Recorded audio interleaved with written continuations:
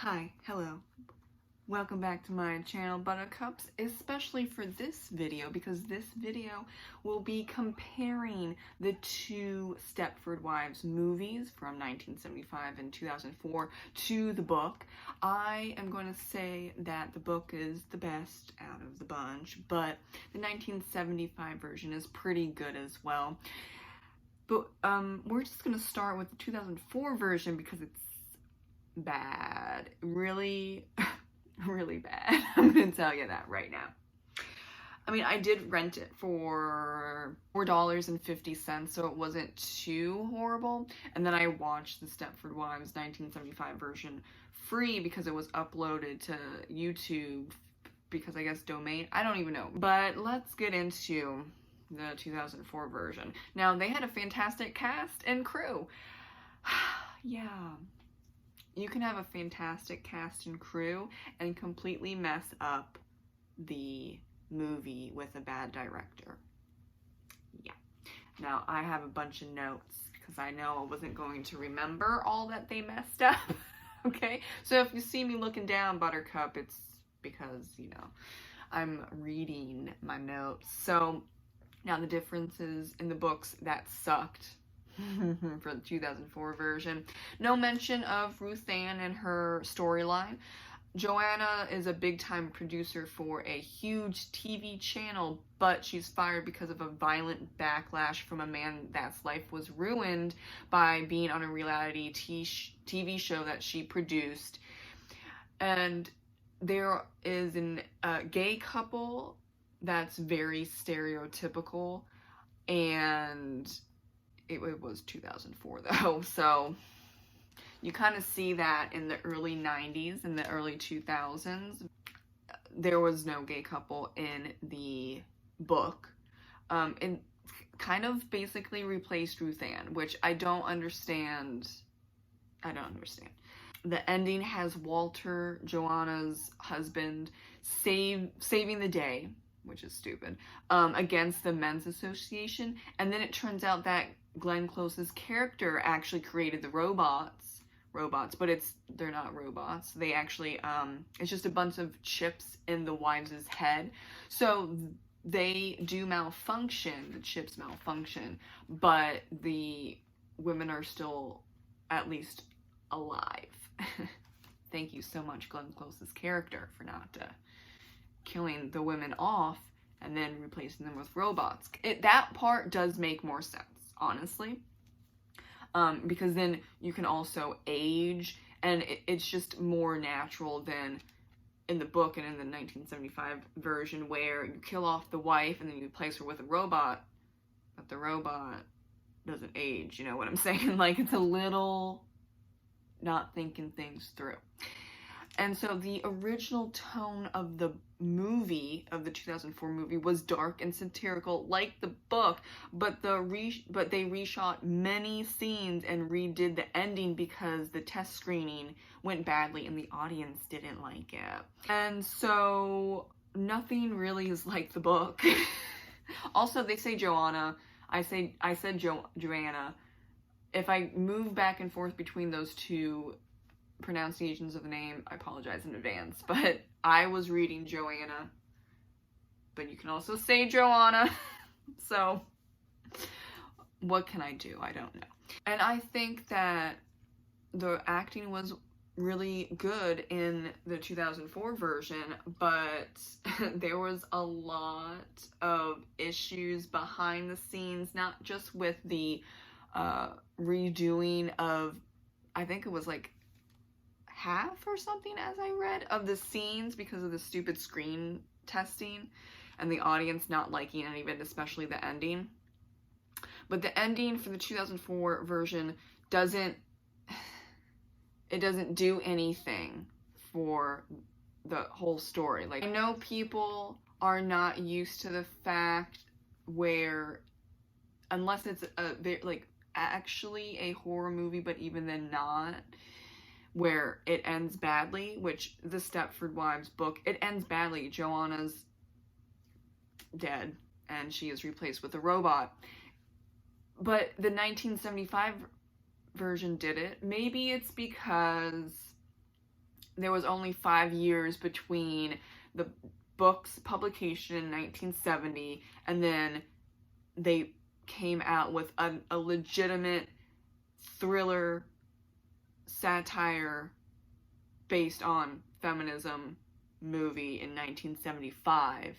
And that is why, one, it was about 85% close to the book, which is amazing for movie adaptions. And also, they didn't change the ending. They increased the ending because you get to see the robot and kind of the behind the scenes, whereas you don't see that in the novel because it's so fast, and you don't necessarily need to have the whole here's how we do it.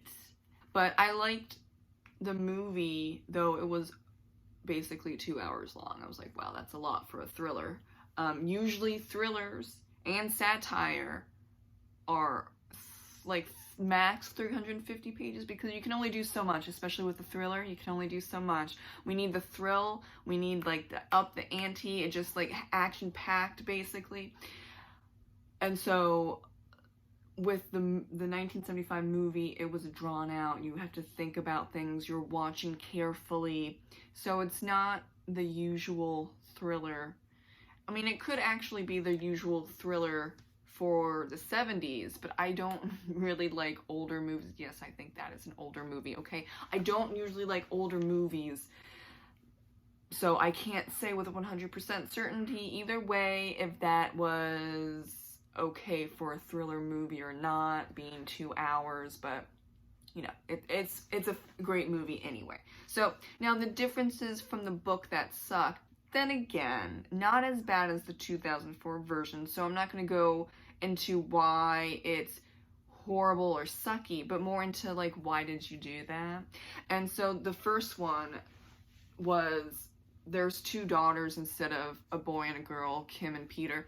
And so I was like, why would you do that? And I was thinking maybe if the viewers, 2 daughters would be emotionally hard-hitting because Walter, the husband, is replacing his wife. And it's like, okay, so what would you do with your 2 daughters? Not just daughter and son. Oh my God, you have 2 daughters. Like, how could you do that? But then my husband did say, you know, sometimes if you can't find, like, so if it's asking for a son and a daughter, but you find 2 girl actors that go well together and behave fairly well together, then they'll just go with that. Or if it's like they're asking for 2 boys and it's like a boy and a girl in the waiting room that are really hitting it off and playing together and all that stuff, you would prefer to do that versus mixing what you originally want and the children not getting together very well and fighting and all that stuff. And that's kind of LA insider info. I was like, okay, that could be just really basic, but, and it kind of like, do you need Peter? I think you do in a way, because Peter was a little more aggressive and he got along better with the children in the area and Kim didn't. Maybe because Kim was younger, like around 4, and how old was Peter? Like 8 or something? Yeah. And so that could have been a nod to like the daughter not getting along with the other children that are being taken care of robots. You know, that kind of, that could have been a thought process for Ira. I don't know, but I was kind of slightly annoyed that they just went with 2 daughters. Just like, okay. And also, they didn't really interact with Joanna and Walter much, but they really do in the book. And I think in the book, you see that Joanna is really a great mother and she does take care of the house and she does love Walter, but it's like that teenager bullshit fantasy where, but it's not good enough because she's not hot enough. Her waist isn't small enough, her boobs aren't huge, her butt's not huge. She's not wearing enough makeup. She's not always in dresses. Sometimes she's in pajamas, like pajama pants, and not in lingerie for me. Like, it's, yeah, I mean, that's the satire of it all. Like, it's teenage boy silliness. And because she is, I think, reading the book, fantastic mom. Always on it. Always wanting them to interact with the other kids in the neighborhood so they can socialize and they're not, you know, lonely. And she's, you know, setting them up for like summer camps. Like, it's not like she's sitting on her butt watching TV all the time. No, she is taking care of the house. Maybe not like every single day for hours on end like the robots are doing, of course not. But she is taking care of the house. She's taking care of the children. She is trying to take care of Walter, even though he's going cuckoo for Cocoa Puffs with the robot thing. And then she's also doing photography and getting paid for that. She is really doing like everything, and she's doing it successfully. Whereas, you know, I think the fantasy is, oh, you can't and you shouldn't do all of that. You should just focus on first the husband because I'm so special, and then the kids and the house, and that's it. Which, okay. Okay. So, another one. So there's a scene where Bobby and Joanna go to an ex of Joanna's who's a chemist to check the water to see if the men are tranquilizing the town, namely the women, which that doesn't completely make sense unless, yeah, it's not going to make sense because the men aren't stepping foot into the kitchen unless there's dinner or food or whatever on the table. They're not giving like tranquilizer within the water, whatever, to the wives. So, I mean, but Bobby was trying to figure out what was going on. Like, so we get it. Okay, we're trying, Bobby, I'm with you, but it doesn't make complete sense. So you do see nothing's wrong with the water. And then the ex tells Joanna that he's not happy with his wife. And he asks if she's happy. And she says yes. And then he's like, no, you're not, because you think that the men are tranquilizing everyone in the town. I don't think you're happy because you're including your husband in this, like, indirectly. And she's like, no, I'm happy. Yeah, not really. That's not in the book, though Bobby does ask, oh, what's the government agency? I forget. What, like, she writes to them and says that she's concerned, and, you know, and then they write back after they test the water or whatever, and say, like, everything's fine. Yeah, and so after that, because she was sharing this with her husband, Bobby is killed and turned into a robot. So that is the same for the 1975 version and the novel. And there's no Ruth Ann, though she's mentioned, and you also see her and her husband in the final grocery shopping scene. Walter kills off their family dog, and I'm not sure why, other than it's all about him and he never wanted the dog in the first place. And because I watched this with my husband, he said, yeah, that's probably it. But then, like, the quintessential dream, American dream, is husband and wife, 2 kids, usually a boy and a girl, white picket fence, you have a dog and a cat, or a dog and a cat, and a 2-story house, and you have at least 1 car, if not 2. It's just like, including the dog here, but you kill off the dog, and it's not even a huge dog. The dog's not annoying.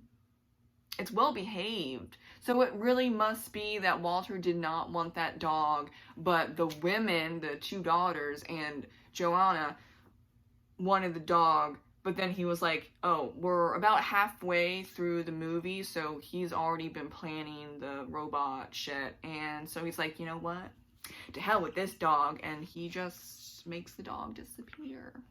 Which, that's not like a huge thing. You could see like the logic in that, because as he's getting more and more brainwashed, and thinking that he's the shit of everything. Yeah, I didn't want that dog, so I'm gonna kill it off. Because you're gonna kill off your wife. I mean, yeah, kill off the dog first. It's like a step he's stepping like closer and closer up to the damn top staircase where you kill your wife and replace her with a robot. Okay, so you can't say that you're surprised that he kills off a dog, because he's going to, and he's willing, and he's very happy to kill off Joanna because she's not perfect enough. And she's too independent enough. We want just complete and control over the wives, and all they do is take care of the kids and clean the whole house. All the house, just every single waking moment, if they're not taking care of the kids and not making food. Okay. I don't mind that change, whatever. I mean, it only lasted like 10 seconds, and then like Joanna and the kids are like, where's the dog? And Walter's like, it's not like a huge thing. So what I really liked about the 1975 version is this movie is about, like I said, 85% accurate, and that's a huge deal for book to movie adaptations. Also, it's more clear that Walter is already into the idea of turning Joanna into a robot, which it isn't in the book. In the book, it's a process because he was once a supporter of feminism, and he was anti-racist, and he was wanting to change the men's association in the beginning. But then, you know, behind the scenes, he's going every single day. He's spending hours upon hours at the men's association. He's being brainwashed, and really brainwashed into thinking that killing your wife and replacing her with a robot's perfectly fine. Like, okay. But where the men with their weird fantasy is going to come up with problems is that the robots, are they going to age? Oh, I don't know. Like, what? I'm pretty sure the whole fantasy is staying hot all the time, so that means not aging, right? But the men are aging, the children are aging, and in the neighboring areas where they go out and they shop, or they go to the library or whatever, everyone's aging there as well. So I don't think they planned that out very well. What are you gonna do? Like, oh, this wife was killed in a car accident. This wife died of cancer. This wife, I don't know, like, because it's gonna get really sketchy when none of the wives are going to die a natural aging process death. Oops. And then also the fact that in the movie, and also kind of in the book as well, but in the movie, Joanna goes to the psychiatrist and she's like, I'm just gonna let you know, like, I'm not going to survive. I've been here for 4 months, and all of my friends that have been here for 4 months have changed. I'm next. So if you don't hear from me, I'm a robot. Like, and so the psychiatrist knows about that, and I could see like a cool sequel. This is hypothetical, please don't do this, but like in my head, a sequel where the psychiatrist goes to Stepford and like she uncovers all of this, and then all the men go to prison for murder. I was thinking about that as the movie was ending, and then I looked up the comments on that the YouTube video of the movie, because it's free on this particular channel, and there were a bunch of people who were like, yeah, so the aging, is this like, hello, aging process? And also the psychiatrist, and I was like, oh my god, I'm thinking the same thing. Fantastic. Yeah, I mean, and that's where it's a satire, of course, but also the fact that the men did not think shit out. You did all of this, you have all of this technology, and you didn't realize that they have to die and they have to age, and you're going to age, and the children are going to age. Everyone is aging, but now you have a boatload of robots in Stepford. Like, how's that going to work out for you? And like, unbeknownst to them, the psychiatrist knows some the shadiness going on. So, sequel in our minds. Just, you know, don't make a sequel, because you know those never work out. Usually unfortunately. Plus, I don't know if the Stepford Wives thing is really popular anymore, so yeah, there's not going to be a sequel or anything like that. Either way, very interesting. Love the 1975 version, love the book. The 2004 version, no, skip that one. Thank you so much for watching my video on the differences between the two movies and the book of Stepford Wives. I'll see you in the next video. Have a great rest of your day, and don't think about turning your spouse into robots. Yeah, I mean, that's a good idea, especially when AI is coming up, and we don't want to do that to human beings.